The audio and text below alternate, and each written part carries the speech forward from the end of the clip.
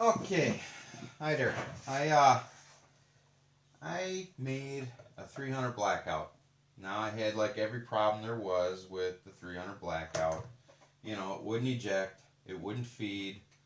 Um, so here's what I did to it to get it to eject and feed properly. Now this gun only likes aluminum or steel mags. For some reason, the plastic ones, P mags, whatever, it doesn't like them too much. Of course, none of my guns like those mags a lot because I like to shoot like light loads, and I think it's just too sticky on the on the P mags and stuff. So, but anyways, buffer. I had to put a light buffer in it so it would eject enough and also feed properly. So I put the lightest buffer I could in it. It's under what is it, 5 ounces, I think. It's like 4.7 or 4.9, something like that. It's really light. This thing, the gun doesn't kick at all hardly anyway. So, but then it the bullets, the cases were getting stuck and not ejecting right. So what it was is the ejector was pushing on it so hard it couldn't flip that shorter case out. So I went in and I took the O ring out and it loosened it up. Since I'm not shooting Tula ammo in this thing, I'm just shooting reloads. I reload it because it's way cheaper. I can reload for like 21, 22 cents for the 110 grains bullets, and instead of paying 68 cents at Walmart, per round. So I had to take out the O ring out of the ejector, and then they started ejecting just fine. Okay, it was also that problem was also causing this gun when it was feeding in to sometimes jam because it couldn't push um, the case into the ejector, past the ejector. So once I did that, then it was going into battery really well and ejecting them just fine. So anybody's having a problem with either it jamming as it's going in, trying to cycle the rounds, or ejecting and it's just not ejecting right. Take the O-ring out, maybe even the little rubber piece in there, and go and just save them for another gun because the 300 blackout does not like it. So, and that fixed that problem. Well, it shoots regular, was it spear, whatever, regular ammo just fine. Now, I wanted to shoot 110 grain carbine bullets. You know, they're quite a bit shorter, and of course, they didn't want to feed right. So, it would just misfeed on it would just misfeed. So I watched YouTube and found guys were polishing them up quite a bit. So I polished up my feed ramps the same way. There's one guy that shows it. He's got the little polisher and he polishes it up with his die grinder and stuff. Guess what? I can now feed regular ammo and carbine ammo. Any length, doesn't matter, as long as I use a steel or aluminum mag, and take out the rubber O-ring in the ejector. Everything's beautiful. It cycles great.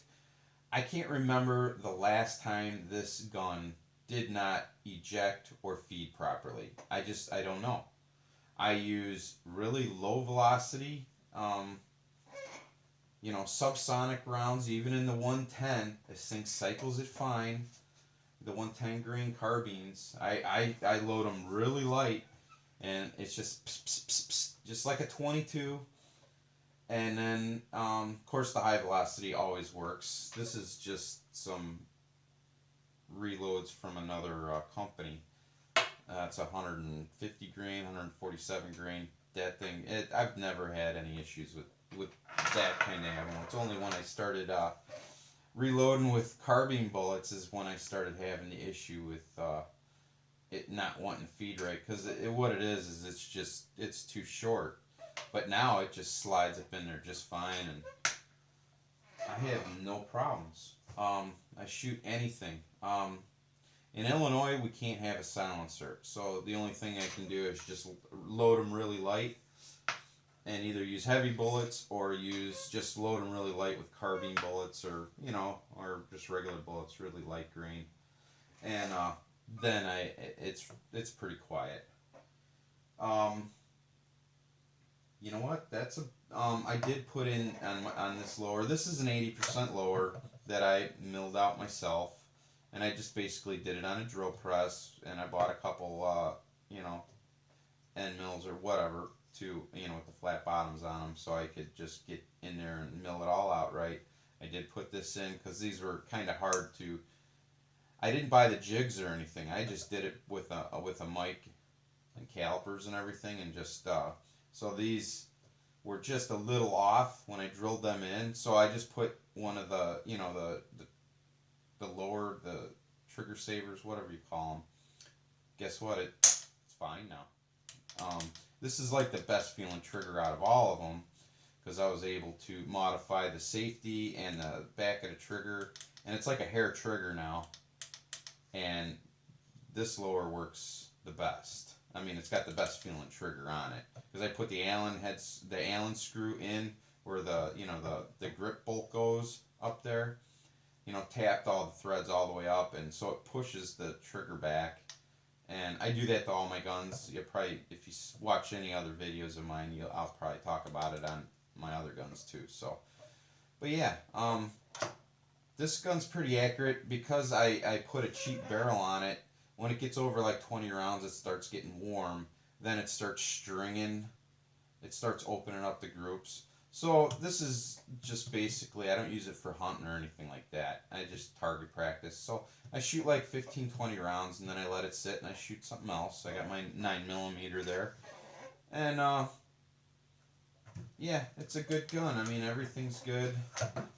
Basically, here it is. I did put, to make it cycle a little better, I put a nickel Teflon actual bolt, and then I got a nickel boron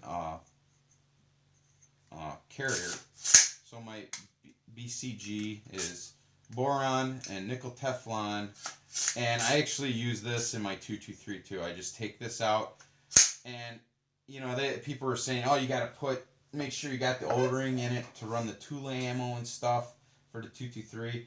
Well, I don't think I've ever had this setup in my 223 ever not eject even the sticky Tula ammo. I would imagine the day is coming, but in my 223 I've never had any issues from the day one that I built that gun.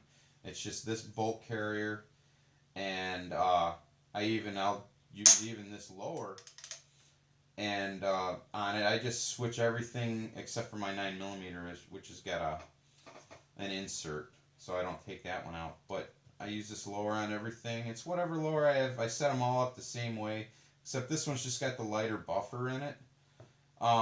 Even on the 223, I mean, it kicks a little bit harder, it seems like, with this lower, but it's not something that I worry about. I just go out and I target shoot, and I only have 200 yard range, 200, sometimes 250 I can shoot out at my farm. So, if this video helps anybody, because I went to a couple gun shows, and they say they just sold their Blackout because they couldn't get it to cycle, and I just told them, because it was jamming on the feed and it wouldn't eject just like this one did, and they just sold their guns. And I'm just like, you know what, just next time you can try it, just take out the O-ring and maybe the little rubber insert inside the spring, and then try that and see how it does. So if this helps anybody out there, great. Put some comments in and say, it worked on your gun or whatever. I mean, it was night and day different as soon as I took that O-ring out. So, because all this is, it's just it's got a 16-inch barrel with a pistol gas tube set up in it, and then now it's set up that I can run, light loads, subsonic loads without a silencer, and it cycles good. And so hopefully that helps somebody out, because before I did that O-ring thing, it was jamming on it wasn't as bad with regular like Walmart ammo, which is a lot hotter, but it would still jam and not feed properly and not eject properly until I took that O-ring out. And once I put the nickel Teflon bolt in my carrier, I think that helped too, because I really haven't had any problems with it. It's pretty reliable now. We shot 100 rounds through it this weekend, like 2 days ago. Along with my Air 9, I shot over 300 rounds through that gun. I was looking for ammo to shoot. People were bringing their handgun ammo over and trying that thing out. It was so much fun. So, hopefully it helps. Thanks for watching.